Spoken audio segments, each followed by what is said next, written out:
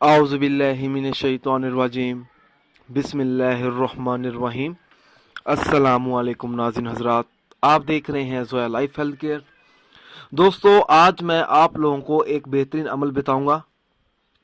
शोहर को राह रास्त पर लाने के लिए एक आसान वजीफ़ा। दोस्तों, इस अमल की इजाज़त बिल्कुल आम है। अमल बताने से पहले मेरी आप लोगों से एक गुजारिश है।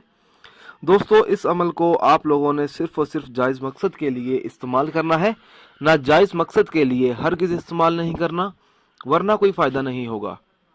अगर किसी औरत का खामद बुरी मोहब्बत में उठता बैठता हो और बीवी को बिला वजह तंग करता हो और बीवी को नाजायज़ मालूमात पर मजबूर करता हो, और ऐसी सूरत में उस बीवी को चाहिए कि वो ये अमल करे। अमल इस तरह से शुरू करना होगा।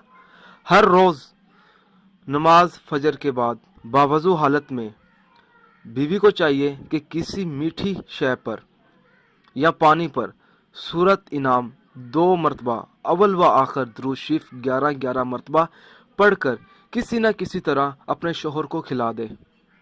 इंशाअल्लाह ताला 21 योम के अंदर अंदर इस अमल की बदौलत खामद राह रास्त पर आ जाएगा और बुरी आदतों से तौबा कर लेगा।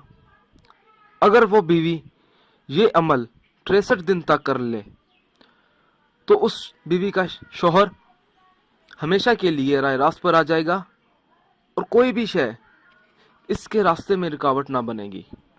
दोस्तों, अगर आपको हमारी ये वीडियो पसंद आई है तो इसको लाइक कीजिए और शेयर कीजिए। साथ ही मेरे channel Zoya life health care को सब्सक्राइब करना हरगिज़ ना भूलें, ताकि आपको आगे आने वाली वीडियोज़ की मालूमात मिलती रहे। जज़ाकल्लाह।